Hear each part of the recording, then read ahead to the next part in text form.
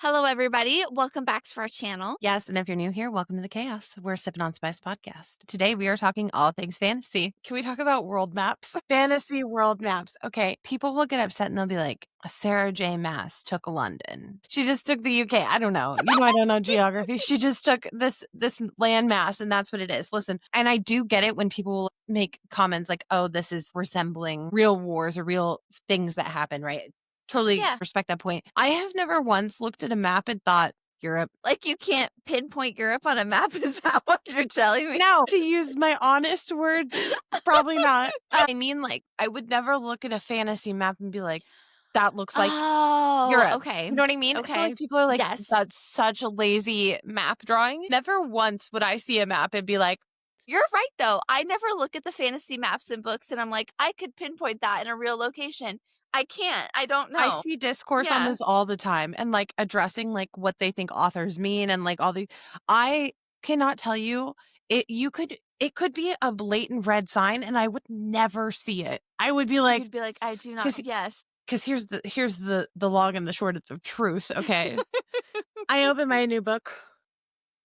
Okay. Yeah. I open my new book and I'm like, I love you, book. And I go, oh, map? And I never look at the map again. I honestly could not tell you I read names on the map. You could take the book immediately away from me and say, name one location. And I'd be like, you're like, cool. The map was gray and black. Jordan, sometimes we're so similar. I do the same thing. I look at the map for a split second and I'm like, I'm not going to retain any of that. Bye. It's like, exactly. Okay, when I encountered with like a Game of Thrones situation, like you experience it kind of at Throne of Glass, you know what I mean? When a book has character heavy, super character heavy, right? You don't just have main characters, you've got side characters, they've got long names, some of them are similar. I don't even read them. I just, blah, blah, blah. I start with an A and it's like, blah, blah, in my brain. Babbleton. You know what I mean? I take a little bit of it and I just keep plugging that baby in. And then I'm like, character. That's like, yes. Blah, blah, blah. You do something important. And then I'm like, yes, Axel. Right. You've been here the whole time. Yeah. That's so funny. I actually do feel like I do the same, especially with locations when they name all the countries or the different lands. I'm like, this. Oh my God, yes. I can't place this right now. You're giving me too much and I can't place. This is a good question. When you're reading books in New Worlds, do you mentally envision the same like city or world or fantasy land as the last book?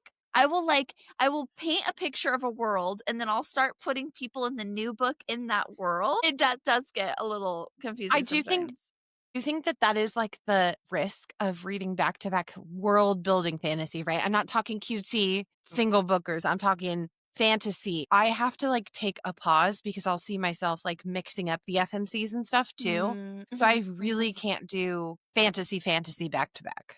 I have to dissociate again from that world. And I wonder if we don't enjoy it as much either when it's back to back. Because you can't really get connected. I feel like, sometimes I feel like reading books can be kind of like chasing a high. Where like, for example, you read a really good fantasy, right? Your thought is like, that was phenomenal. I'm going to read another fantasy, right? Yeah. And then you just and then you get to a point where it's almost like you're numb to it. And you're like, this might be good. It's honestly hard to say because like, you didn't give yourself time to recuperate from that. So it's like you have to find your next book fix somewhere else to get that to stay invigorated. So I have to switch lanes because if it starts to feel stale, then I can't. I don't want to read and I'll like scroll for hours and then I'll be like, oh, I was going to read, but like, I don't want to read fantasy or I don't want to read sports romance because I just read like 4, you know? Totally. You need to switch it up or have a palate cleanser. You need variety is key. Book genre variety. I also wonder now, are there books that we've read in the past where we were just in a meh phase or we were too back to back that we maybe would have loved? Purposely stop Blood and Steel because I cannot tell you how many ways this book has been recommended to me. Like I'm talking every single time I see somebody recommend books and the way they describe it, I'm like, oh, I would love this. I started it and it was good, but I was so unfocused because I had just finished a different fantasy that I was like, I am not appreciating this. I'm going to put a pin in this, come back to it because I feel like I'm going to miss like the joy of it that I think I would get at a different time. Interesting. So are you going to try Powerless and Spark of the Everflame again? No. Oh God! No, God, please, no! I couldn't. I honestly think about DM sometimes, like, just What? Just in your day-to-day. You're like, I wonder what DM's doing. What's she up to now? sometimes I think, like, I'll see special editions of it and I'll be like, God, I hate DM. Like, it's like when I was reading it again, the plot was so good that I was like, okay, I'm going to finish this. And it got to a point where I was like, I genuinely can't stand you. Like, I don't think I could take another minute in your head. And the further I get away from the book, the more time I have taken away from it, the more resolute I am in my answer, because I'm like, I can't think of a thing I liked about her. I can't either. I'm sorry. Yeah, I want to, but I can't. Sorry, but I want to, but I can't. Which is a shame because, again, the plot, the characters outside of The DM. MMC, Luther, fantastic. Luther, please put you in a different. So, who would you match Luther from Spark of the Everflame with as an FMC? Because it's obviously not DM. Let me think about this. So his thing is like kind of loyalty and like strength and like secrets. And He's grumpy. secrets. very He's grumpy. very, we don't really know if we can trust him for a long time. You know, he's ambiguous. Well, I knew I could trust him. DM didn't know. Yes, but when we're putting in our shoes of FMC, she did not trust him for a while. Huh? She didn't know she could trust him. Okay, let's think of some, and I do think to narrow this down, we should pick from fantasy romance FMCs. Yeah, I would I like agree. to see how would have Poppy Bellafleur or Penelope Bellafleur's journey from Is Blood that and her Ash. last name? It is. It's like Bellafleur or something like that. I could be totally wrong in making that up, but I'm pretty sure her real name is Penelope That feels Bellafleur. so made up to me. Why you always lying? Could be right. I am looking it up. I want to reread from Blood and Ash. Listen, I know it kind too. of falls off. Oh my God, Jordan, can I tell you, I really did want to pick up the next in Shadow in the Ember because I loved that series. So I needed to know. Okay, so how would you feel about, while I search for her real name, how would you feel about Poppy and Luther together? They both have similar scars. So my thought would be, and I know it's not hereditary, but my thought would be, it's like I just picture their baby. Face scars. Jordan's Like like an messed infant. up, but yeah. I didn't even think about her scars. Wouldn't it be funnier too if the scarred on the same side? No, it should be opposite sides because then when they come together, they're whole. There'd be one scarred hole. Yes. So I was talking out of my ass. Her last name is Penelope Denier. That's her marriage name. Oh my God, did you read this book? Oh my God, so I was right, but not. Last name before she was married was Balfour. So I was right, but not right. No, Yeah. that's like really close because Thank you. Pew pew to my head could not have given you a last name. Thank you for giving me that respect and my due in your response. I appreciate that. Thank you. So Luther and Poppy, scar on opposite side. I even totally forgot she had Scar scars. So baby. that when they're together, leave their baby out of this. Just picture like a really, like an infant, right? A really cute infant. Isn't that also from Twilight? Isn't there a scarred baby? Or am I really losing it? Jacob imprints, but he doesn't scar on her. He doesn't like paw her. No, yes, that's it's Sam's. Yes. Sam's lady. He scarred. Which in hindsight, we're just gonna get over the fact that he got angry and scarred her. And not his baby, his wife, right? His wife. Yeah. That's actually really terrible. Like, I didn't think about it until you just said it like that. I was like, wait a minute. We were out here like, you'd never do that, Jacob, but like he could. Sam, what'd you do? If he got angry and just transformed like Sam did and just blah blah, I'm a wolf, scratching you, scarring you, it could happen. Edward could have eaten her, but Jacob could have scratched her. No, he just threw her through walls instead. True, but people defend him. Nothing will be worse than the Tamlin defenders, though. Oh my God, there's some out there. There's some out there. Some real fiddle lovers. There's some. Ew. That sounds so inappropriate. Yeah, just you and it. Go, fiddle me. I went all in on a fiddle. You got a fiddle. You did. I don't know how to make a fiddle sound. Fiddle. Okay, so you'd have the fiddle and it would be like ee-oo, ee-oo, ee-oo. I'll tell you, so I was supposed to learn the violin and I was in violin, like as a kid, like whatever that would be called. It's not choir, band or whatever. Orchestra. Thank you, orchestra. So I paid attention, as you could tell. So I was supposed to play the violin in orchestra, but I never practiced. And I am not musically gifted, and I'll accept that. People are given gifts, and that wasn't for me. But I was in it, and I never practiced, and I didn't care. I didn't like it, right? So, but I'm terrible. So I don't want to be up there in the group orchestra sounding terrible. So I would just have the bow slightly above. You would pretend to play? And I would just pretend to play. So Sheridan, we've always lived in the same timeline because I too played the violin in Did you? orchestra. And did you pretend to play? No, here's the difference, Sheridan. I took it upon What? myself to try to learn the Titanic.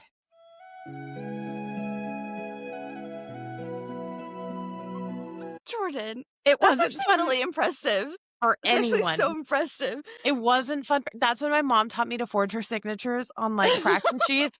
In hindsight, she was probably like, I'll do anything to never hear you scream out the Titanic again. That's so funny. It's one of the Just things. imagine. It's a top tier thing I dread as a parent is one day I'm going to have to sit in the crowd and pretend that her orchestra solo Aw. or whatever is good. I'm talking when they're little. I'm talking little, okay? Yeah. Do I believe she could succeed one day? Absolutely. I'm talking when you have to sit down in their 6th grade recital that nobody sounds good in and it's just screeching violins. And I'm going to have to be like, that was excellent. This is great. Good job. Great job. Maybe your kids will be music aficionados and they'll have like solos because they're so good. And then you could just listen to the solo that sounds like perfection. I mean, we don't know. We don't know. I've read a lot of books where that's a lot of pressure, so we'll see. True. Gosh, just can't do anything. Pick your trauma for your child or yourself. You know? It'd be like that. Honestly, it starts Yeah. to feel like that where you're just like, I don't know how to not you up. Like, I'm trying my best. What can you do? That's so funny. I'm just doing my best. Yeah, when I went 23 hours without sleep or whatever it was, I did think of you and I was like, oh, I can empathize with this because you're so angry. Like literally Yeah. anyone in the line next to you could just like sneeze and you're like, I am so upset that you just sneezed. Yeah. Like, I'm sorry you had a bodily function, but I hate you. Like, I can't It's like- like get away. Sneeze elsewhere. Sleep torture is what is that one book quote that we love? Yeah. It's against the Geneva Convention or sleep Yes. deprivation is against the Geneva Convention or is a form of warfare. It's a Penny Reed book. I don't remember which book. It's the most relatable line I'd ever read in my life. That's so funny. It's Bo and Shelley's book and the Winston brothers. Okay, I want to deconstruct something you said earlier a little bit. And people listening to this, please don't send us hate mail and like hate us, but it is our opinion that Sarah J. Maas doesn't want you to forgive Tamlin. I don't think that. No. Well, no, here's my fear. I think he Okay. is going to be given think some form so? of a redemption arc. Okay. I think that Sarah J. Maas lives for a redemption arc. Here's the problem. Mm.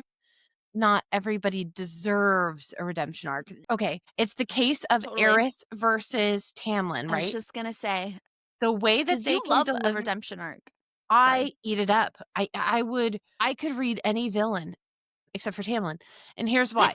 It's because you lived it from an FMC's point of view and that's when Yeah. it's like, it's not a matter of misunderstanding. It's not a matter of history not looking the way it looks. It's not a matter of interpretation, in my opinion. I hope she doesn't give us one, but I can't imagine what's she going to do, write him off? I have no idea. You know, I mean- fiddle into the woods as a beast? Maybe he decides he wants to live that way and that's his choice. I just don't, again, please don't send us hate mail, everybody. We get it. We all respect other opinions. Our opinion is we're not Tamlin fans. We're not seeing we're not seeing the redemption coming for him, even though there may be one. Okay, who's another potential person you'd want to be with someone other than their couple? Because, well, we only did Luther because we don't like DM. Who's another person we struggled with? Okay, Zodiac spoilers ahead. This might be a little spoilery. I personally would not put Darcy Vega and Orion together, personally. I'm shocked, actually. I'm genuinely shocked to hear you say that. Why? I genuinely liked Darcy. I Mhm. thought she was the softer side of Tori. I liked them both for what they brought to the table. I feel like people really pick one or the other and dedicate to that path. That's not my personal path. I really respect them each for who they are and what they bring to the table, especially because they consistently talk about them throughout the whole book as completing each other, right? So they have to True. be yin and yang to each other, in my opinion. True. To me, the way that Lance's character was written was a little too different. He changed too much over time, so that I would, if you gave me book 1 and 2-ish Orion, I would say yes. Okay. As they Okay. moved on and he really became he was an alcoholic. True. He was a a woe is me kind of guy. He True. really needed dragged through the depths. It's fine if Very somebody gets a true. short character arc like that. I don't want to see. I mean, it went on for books. It This did. man, That's true. this It did. man had and I really struggled with her constantly bringing him out of it. I think at the beginning, he brought a Mm, lot to the table. Like, if you go to book makes 1 and sense. 2, I enjoyed them. And that's why I think I struggle with it so much is because, like, if I think about it, I think that, like, initial love I had for it. But as you go on through the books, I couldn't figure out what it was I didn't like, and it was just that she was always saving him. And it was like, Mm, bring something to the mhm, table and don't make everybody mhm. have to sledge you out of your own sludge. No, I completely agree. The woe is me is difficult. I think because it's hard. It's okay. It's okay for a period of time for either character. But if either character, like FMC or MMC, does that for too long, it's Yeah. difficult to continue to read and relate to it because you start to be Yes. like, Oh my I don't God. want to be in So this journey anymore. yeah, so I just read this YA book, right? I would say I will probably keep reading this book, but my Okay. pet peeve with it, because it will be, I think, at least a duology. My pet peeve with it was that she at multiple times did like just was clearly not thinking, was being emotional, was reacting as you might in the beginning, right? Yeah, I think you get a little bit of leeway.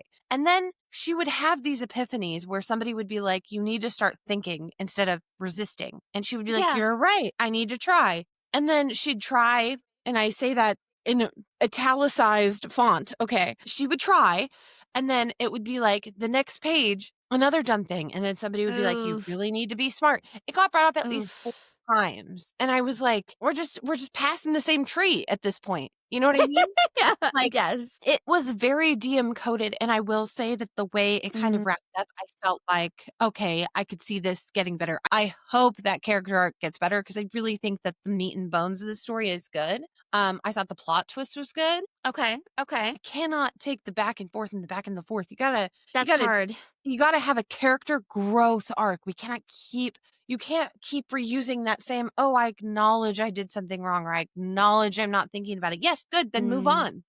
right. Accept, Right. move on. Perfect. Because I Had it think happened once or twice, I would have been like, fine, absolute, thank you. Makes sense. right. Good character arc. Totally fine. So I think there needs to be more to the plot. I think where we run into that with where it's a worry too, to your point, is you can't just read that. It reaches a redundancy. You know what I mean? Yeah. I think we saw this. I think it's one of your and I's biggest critiques of Powerless. We got into Reckless, and I was like, we've passed this tree before. And the whole book was us passing the same tree. And I It's was, so I can't true. stand this. It's literally the like peeve I have because I can forgive a character for so many flaws. I don't need a perfect character. Very true. You are very forgiving. Not every reader is, but you are very forgiving. And it's like, it just has to be growth. I'll take baby steps, but you cannot be serving me the same line over. Because by time 3, I'm like, Yes. baby, you recognize that yesterday and the day before that. And that, like, get a journal. Yes. Back up your words with your actions. Whatever that looks like, back it up. Okay, real talk. How are you feeling about Dystopian right now? I can't touch him. No, I cannot either. It's too close to home. It's too I close to home. started Shatter Me, and I forced myself through 75%, and I thought, this is probably great, but I cannot right now with the vibes that it's giving me. And I don't think so. I see descriptions where they're like dystopian, and I'm like, oh, Can't do it. not this season. That's another, we're going to circle back to that. Quick side note, it's a different type of media. That's why I can't watch The Handmaid's Tale. Everyone Oh, says same. it's fantastic. It's such a great Yeah. show. Cannot watch it Yeah.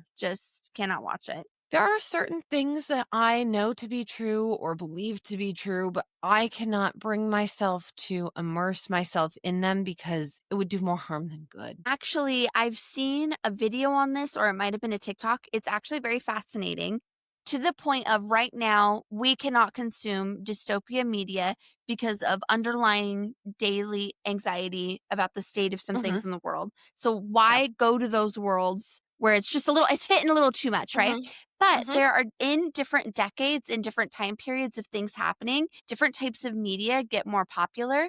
Like there are vampire media booms, think of like True Blood, Twilight, Vampire Diaries, all That that was happened. our last recession. Yes. And then there are zombie media booms that happen all together. During zombie media booms, it's a time usually of like excess or economic surplus or That makes a lot of overconsumption. sense because you can so Yes, easily dissociate from it.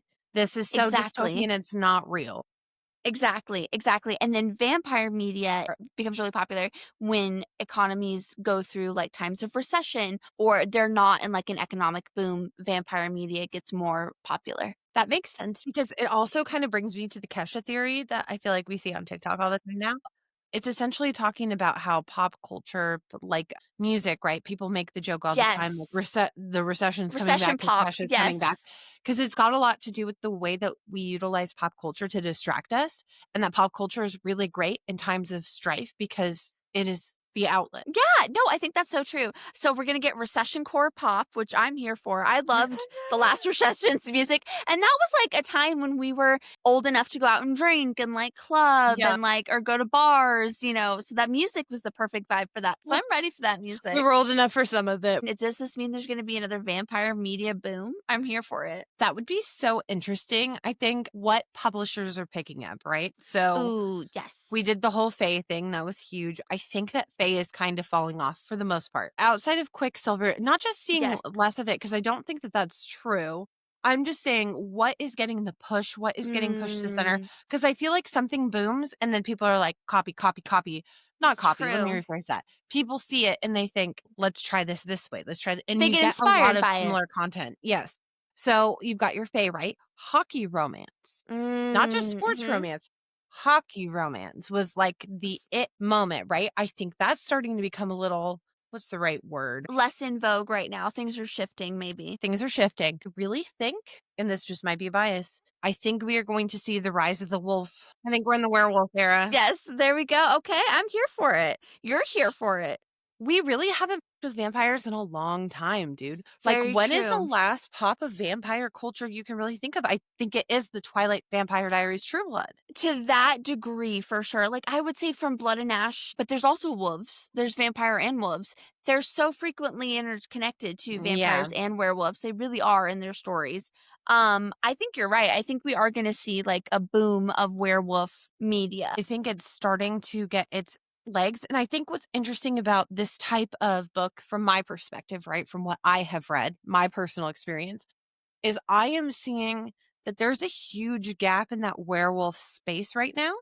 You have people who are doing it really well and stepping into it. Your Allie Hazelwood's S.L. Coakley is going to be crushing. I guarantee you that's just going to take off and be the werewolf series. I think that a lot of what you see either lends into Why Choose, which is not everybody's cup of tea, right? I think Why Choose really has its own space. And then I think you also get more fast-paced, quick whip them out kind of ones that lack the longevity in the fan base that something with a longer series or interconnected series tends to leverage. And I think that's what makes a book successful and makes a genre pop. So it'll be The Wolf King, too.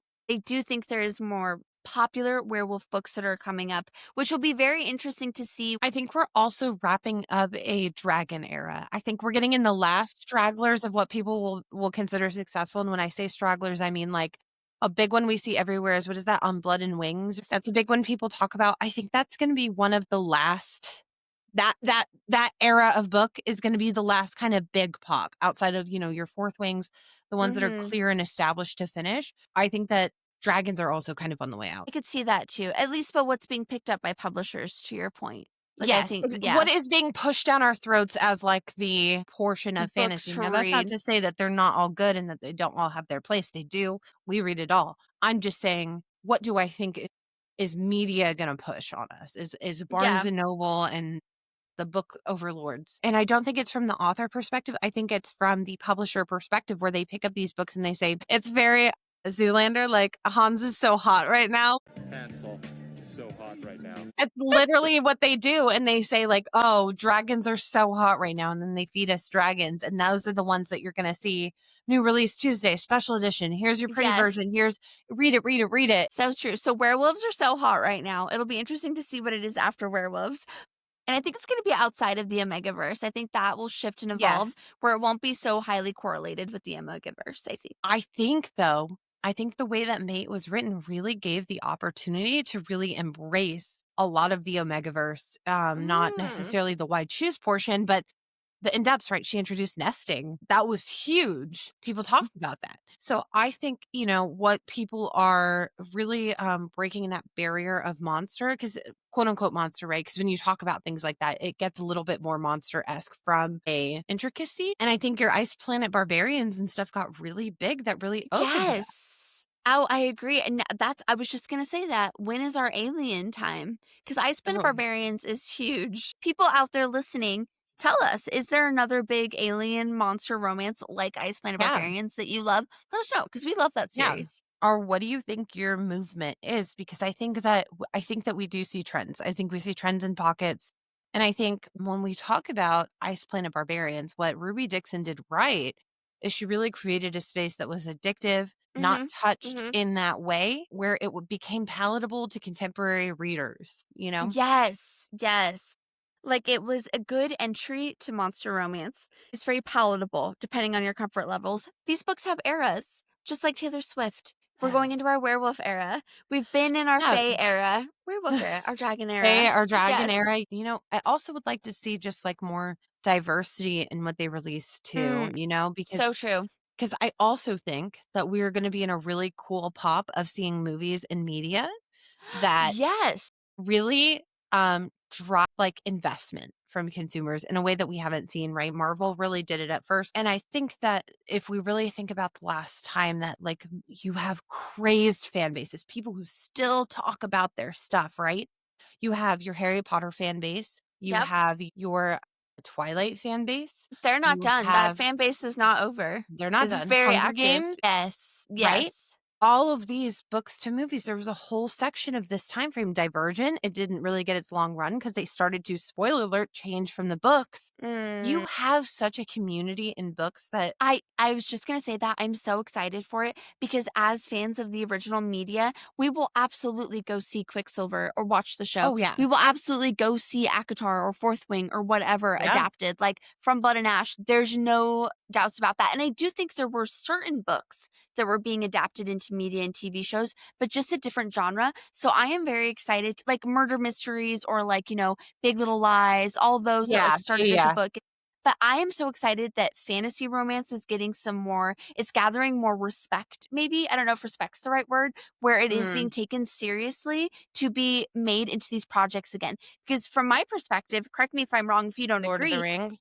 Yes. Yeah, well, that's huge and amazing. But after Lord of the Rings and like Harry Potter and some of these large fantasy-esque productions, there's been a very long drought of actual fantasy media. Yes. So- Otherwise, unless they were remaking it, right? They're already remaking Harry Potter. Like, what are we doing? We have So all wild. this great content. Yeah. And also built-in fan bases. Yeah. Yeah. Some things don't need to be remade. That's my spicy opinion. I totally agree with that. But I also think, too, like romance in general really got a backseat in media. Yes. Your rom-coms, like thousands rom-coms were like a whole moment. And they disappeared. Yeah, they really lended themselves to like it was either Hallmark level or it wasn't, right? Really the only things that kind of broke out from that and became major hits were like your To All the Boys I Loved Before. Yes. Netflix brought back the rom-com, set it up To All the Boys I've Loved They did. Before. Always Be My Maybe. Yes, and then there was also not book-based, but again in that same ballpark was like that I'd still consider it rom-com. Was that Britney Snow movie. Yes. Something great. All of that was like really the only breath in that area. I completely agree, which I'm here for. Bring back the rom-com. Bring back fantasy romance, fantasy media, and the rom-com. We've had a lot of thrillers. We've had a lot of what would you even call Big Little Lies a thriller? I don't even know what you'd call that. It's like a very particular suspense. That's a good word. You know what else we haven't talked about? What? Is monsters as not monster romance, but romantasy with monsters, like your Shield of Sparrows. God, do you know how many people have said to me that have read it that why I loved Shield of Sparrows because it was so unique and different? Because Yes. it is fantasy romance, but the elements used are very unique. Yeah. There are monsters in it. I think that's why Rachel Gillig did so well too, because Mm, her gothic romantasy was so different. And I almost don't even want to call it romantasy. I want to call it gothic fantasy with a yeah, romance. a touch of romance. Yeah. Yeah, but I think that there's a real big place for gothic romance now as a Mm-hmm. result of One Mm-hmm. Dark Window, and even I'd go as far as to say Phantasma, and Yes. Enchantress really Belladonna. taking off. Yeah, Mm-hmm. Belladonna, more YA, Yeah. Yeah. more YA. I do think YA is a little bit more forgiving. And plot, you mean? In genre busting, yeah, and well, yeah, plot, that's actually a better way to put it. In plot divergence, I feel like YA feels more forgiving, and Y will lean more towards that because it seems like they aren't so smushed by publishers. Interesting point. So are you saying when they're not so smushed, you think that their expectations are different? I think that you're consistently getting a variety from YA that we do not see pushed in the mainstream space. For example, Oh. right, going back to those eras, So Hot right now is kind of the vibe of new adult plus. I don't even know what you True. call. But when you get into the YA space, it's you could have a dystopian and a gothic and a, contemporary even going side by side by side in popularity. Very true. And I wonder, I do think for a long time, because the concept in the genre of new adult is relatively new. I think for a Yeah. long time, there was a lot in the YA space, and some of it is Yeah. like probably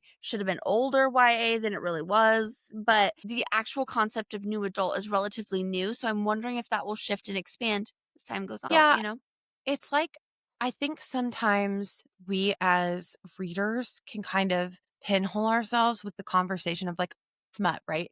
And not meaning it Yeah. because I think even you and I will say, oh, like spicy books, right? Yeah. We're not necessarily reading the spiciest books or, you know what No, I mean? Or that being the no. plot driver. And I think that really does a disservice to the genre because the way that we're talking about these books aren't actually what we're consuming Mm, within the books. It's almost like the true. age-old question of, like, if you call your friend a is it promoting that, like, a negative. Interesting. I could see both sides because on the flip Mhm. side, what you're saying is true. But to celebrate the spiciness and say, I Oh, love this yeah. spicy, smutty book, it almost destigmatizes it for those who enjoy it. Yes. To not be this thing where it's like Yeah. shunned or whatever, where it's like, no, these consenting characters I enjoy to read spicy Yeah. books. So it almost destigmatizes it. But I think you're I also right. agree. Is it almost in some cases doing it a disservice because that's not the driving factor for a lot of these books or why they're read. Like people don't pick up some of these really well-known fantasy series just for the spice at all. Right, It's for right. the plot. Spice is extra added on. I think it's interesting, and I think it's something that they're still trying to figure out because, again, I think when you get into, like, publishers and, like, people marketing, right, they're always gonna push that spice because that's, like, again, what's hot. Right. It's not to your point, if I get marketed a book as, like, her spiciest book ever, I'm like, You're like, "Oh, "Okay, yeah. but, like, what's it about?" You know what I mean? Yes. There needs to be Okay. way more to it. And again, different strokes, different folks. And again, some of these books that are marketed as YA before new adult became like a thing, like a genre, some Oh of my them are god, like, crazy. whoa. Yeah, like ACOTAR was young adult before it became new adult and the transfer of the genre. ACOTAR was young It's adult. not, but if you really take a step back, it's not that spicy. It's more open door. No, it's more open door because there are some specific scenes. It's not the whole Not book. but then you get it okay, so here's where this will snowball to, right? The Yeah. snowball to the conversation of spicy scenes within YA, and Mm. I think that YA books should be under 18 characters. And then with that being said, we don't wanna read them being spicy if they're under 18 characters. I think, like, for example, The Cruel Prince could have easily been new adult that was not spicy. I don't Yeah. think it's almost like we're calling the spice as to what's making it adult. And So it even true. goes back to our dark romance conversation. I think that we are so overgeneralizing what we're talking about that people don't know what they're picking up without trigger warnings and tropes and all sorts of things, where really all you need is to better categorize, right? What makes it new adult is not the spice, it's the age. And then if you want to make it open door, that's a different conversation. And also, take a book like Cruel Prince or the series. There are some very dark themes that are not spice related at all, Yes. but that are very adult because they are so dark. Throne of Glass. Very true. Very, very dark themes. Yeah. Zodiac Academy, right? They're 18 plus. So true. Yeah, that's got to be labeled new adult. But my point is like, you can have a closed door romantasy too. Throne of Glass could easily have been a closed door Absolutely. like fantasy alongside a spicy ZA. Completely agree. Look at us. We should make these categories. They should hire us to do these. We'll make your I would- marketing publishers. I would take it way too seriously. I would be such a problem. I'd be like, meh, well, like I That would be up doesn't for fall arguing in with that them and they'd be like, can you category. just pick a category then? And I'd be like, well, I don't know. I need to defend my thesis. Let me defend my theses for my categories. It would be like when my husband asks me what I want for dinner and I say, I don't care. And then he says Chinese and I'm like, oh, not Chinese. Oh, but you're like, no, not that one. You know what? Actually, so in that exercise, because I think about this all the time with my husband, in that exercise, it is not a dismissal of their suggestions. It's actually sorting. Like when we pick food, I think it's helpful to be like, what are you feeling? Chinese, Mexican, pizza. What sounds good? Because if I'm like, what do you want for dinner? Your mind's going to go blank. Just like asking you what book or would name this, whatever, your mind blanks. But if we're prompted, it helps us divvy up the answers. It's not a dismissal of their suggestion. It is, we are discussing. Yes. Yes. I totally agree with this. I also think Yes. it's like kind of the Netflix to Netflix problem where like you log in and it's like, what do you want to watch? And you're like, well, there's so many things. How do I pick would one? spend more time searching on Netflix. That's when I started Same. reading a lot because I was like, I can't handle the pressure of To choosing pick something. Yes. I could just open, you know what I mean? I could just sit down, because like And my read. husband knows, like if he just picks a movie and doesn't tell me what it's about, I'll probably end up watching it with him. I ended up accidentally watching The Poltergeist while I was trying to read. I have no interest in watching The Poltergeist, but I kept stopping. I was watching it. I was commenting with it, and I was like, why the fuck am I locked in on The Poltergeist right now? so I'm sat here funny. to read. And it's like, if the choice and the stress is taken off me, I can appreciate it for what it is. You know what I mean? Okay. Yes. Yes. I love that you watched The Poltergeist. That's one of my favorite movies. I find The Poltergeist funny. Yeah. But I it's think that was like, part of why I enjoyed it, is because Yeah. I now watching it for the first time, like, it's obviously not terrifying to me. No. You know what I mean? right. And it maybe if you'd watched it as a kid, it would have been. But Exactly. As an adult, like in the this day and Mothman age, prophecies to me will always be scary because I experienced it as a child. makes sense. As an adult, Yes. objectively speaking, it's not that scary. Makes sense. So I feel about Jurassic Park. Traumatized as a child. Traumatized. One of my favorite movies to watch now. I can watch it over and over. But as a child, there was nothing scarier than Jurassic Park for me. True trauma. Truly scary. Scared of raptors, dude. She used to be scared of raptors, and in high school, if you just made any Yeah. raptor noise, it would really shut her down, and it was really funny. Yes, trauma. Do you remember the It is. clown phase? Do you remember when people were clowns all Oh the my time? God. Yeah, I was just thinking of that because I That saw would a not be TikTok the other okay. day. No. Really? Like, yeah, I just saw not of it happening now, but like remembering this time in like 2016. Never forget if people were dressing up like clowns and terrifying people. Like there was a that was clown crazy. craze. There was a clown outbreak. There really was. I remember being worried it would get to where we lived, but it never did. Thank God. Yeah. At least we didn't see it. So Oh my God. I don't know. I could not. I don't do well under pressure. I think that's just important to just like. I don't know what I would What do. it is. I don't do well under pressure, and I would not do well in that scenario. Okay, my question for you: Yeah. if you had to pick out of anything, right, any fantasy topic, what moment would you like it to be right now? What are you obsessed with? Honestly, I am loving vampires again. This holiday season of Halloween, I've read more vampire books than other type of books, and I've really loved them. Now there have been werewolf books that have been absolute standouts. Mate by L.A. Hazelwood, fantastic. Just One Bite by S.L. Coakley, fantastic. I haven't read as many werewolf books as you have. So I'm not quite as in that obsession. I've read a lot of vampire romance and I've loved it. I am definitely in a werewolf space, but I am really interested in vampires. I will say I have started a few vampires that start out hopeful and I've kind of by the end. I really need a good vampire, but I also feel like I'm really excited about crossover worlds where you have vampires, werewolves, Ooh. sprites, whatever, almost like your Yeah. Crescent City stack, similar stacks that we've seen in the past. I'd like to see that. I want to see more like multicultural fantasy worlds. Read the Sookie. I know I've recommended. I sound like a broken record. Sookie Stackhouse.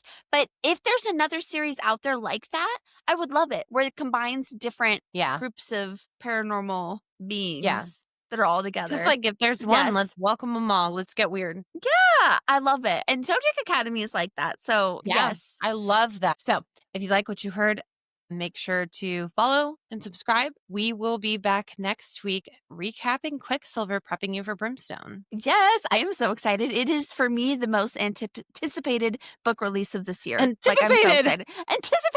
Anticipated book release of this year. Anticipate Brimstone being phenomenal, and we will be recapping Quicksilver, so you're ready to read it. See you next time, and cheers. Cheers.